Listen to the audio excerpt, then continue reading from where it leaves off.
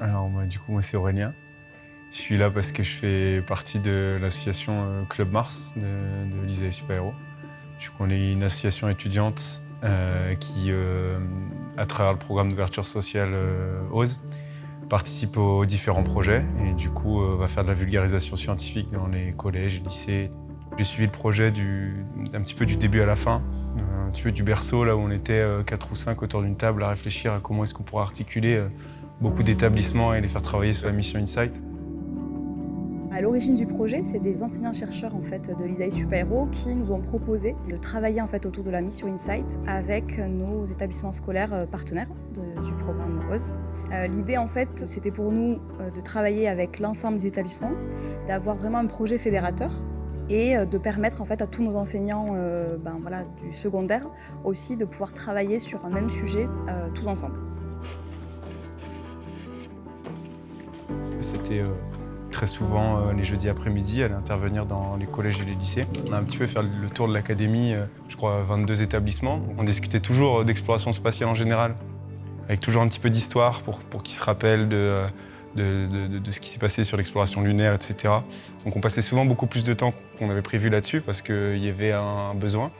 Et après, on allait sur le caractère plus scientifique, sur la mission Insight, sur pourquoi est-ce qu'on envoie des robots sur Mars, sur pourquoi est-ce qu'on veut faire de la science là-bas, pourquoi est-ce que c'est important de comprendre la formation de Mars et la géologie martienne. Certains nous posaient des questions sur la formation d'une étoile, par exemple.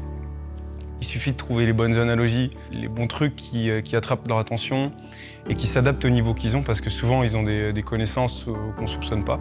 Et donc, si on arrive à attraper ces connaissances-là, on peut leur vulgariser des phénomènes physiques compliqués pour faciliter le passage de connaissances, tout simplement.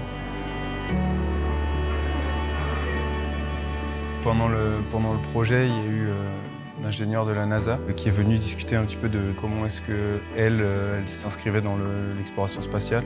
Je pense que c'est intéressant pour eux parce qu'ils avaient souvent face à eux le point de vue étudiant.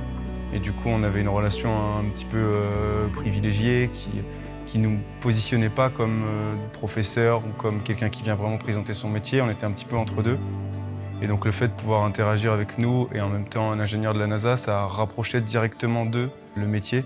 Et ça a cassé une barrière parce que du coup, ils voyaient que nous, on pouvait un petit peu être proche d'elle et du coup, eux aussi pouvaient être proches d'elle.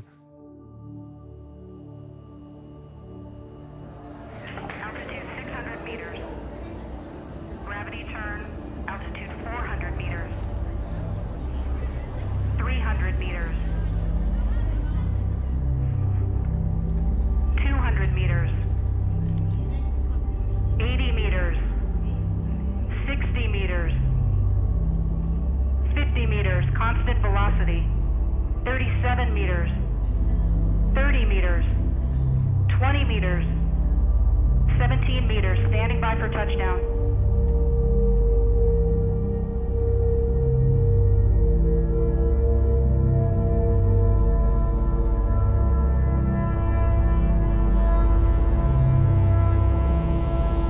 Touchdown confirmed.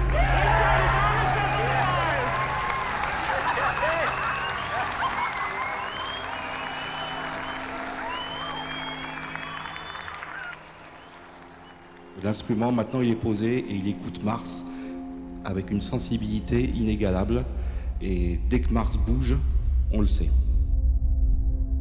Le moment qui m'est le plus intéressé et qui, pour le coup, a vraiment mis le doigt sur un des sujets sur lesquels on essaie de travailler de plus en plus, c'est-à-dire le lien entre collège et lycée. C'est justement les ateliers proposés par les élèves de première du lycée Toulouse-Lautrec pour les élèves du collège Rosa Parks. On était quand même au mois de novembre, donc du coup c'était quand même tôt dans l'année, et ils se sont vraiment prêtés au jeu, ils ont monté des ateliers avec des expériences à montrer aux collégiens, aux élèves de 4e qui sont venus du collège Rosa Parks. J'ai trouvé que c'était un des moments qui montrait que ce programme avait du sens. La motivation pour ce projet, elle est assez naturelle, je pense, parce que quand on est passionné de quelque chose, en parler, c'est toujours un plaisir, et en parler avec des gens qui sont réceptifs, C'est encore plus un plaisir et dans le cadre de la vulgarisation scientifique, les enfants ou les adolescents sont souvent assez réceptifs. On trouve tout de suite du répondant en face, il y a des questions et souvent les questions des enfants sont plus intéressantes que celles des adultes. Et donc ça permet d'avoir un débat qui n'est pas seulement bon pour eux, mais qui aussi est formateur pour nous. Quand on suit un projet sur le long terme, on s'attache forcément à la relation qu'on crée avec les élèves, les étudiants.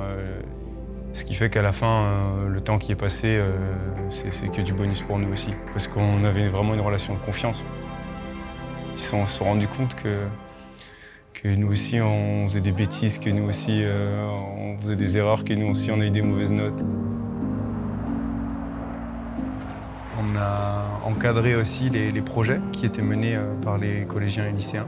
Un moment que j'ai adoré, c'est quand on les a coachés pour préparer leur pitch pour la soirée de la Cité de l'Espace. Donc là, c'était assez difficile pour eux parce qu'ils n'étaient pas habitués à l'exercice. Mais parce qu'il y avait de la difficulté, on voyait que c'était vraiment formateur pour eux. Et c'était formateur pour nous aussi. L'IMAX, le moment où il présente dans cette salle qui est quand même très impressionnante, et la manière dont chacun s'est emparé du projet, a réussi à réaliser cet exercice qui n'est pas simple en fait, de faire avec un timing serré, de restituer un projet mené durant l'année, ça aussi c'était très fort. On voit à quel point tous ceux qui sont là et tous ceux qui ont participé, on peut être fiers de nous parce qu'on est assez contents de tout ce qui s'est passé.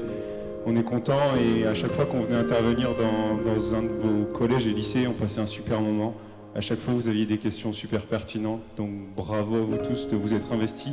Bravo à vous tous d'avoir été créatifs, d'avoir inventé des choses, d'avoir vu le spatial avec vos yeux à vous. Et en tout cas, on a tous pris un énorme plaisir à faire ce projet. Les activités du club ont commencé il y a 5 ans et la vulgarisation scientifique il y a 2 ans. Avec des interventions ponctuelles dans des établissements et aussi quelques projets. On a participé au projet Aquanaut où on avait des élèves de 3e qu'on a fait travailler sur une base martienne. Ça a vraiment lancé les activités parce qu'on s'est retrouvés à être 5 ou 6 à être là-dessus et on a adoré faire ça. On est devenu moteur du projet Oz Insight. Là-dessus, on a motivé tous les autres étudiants du Club Mars qui étaient à fond derrière.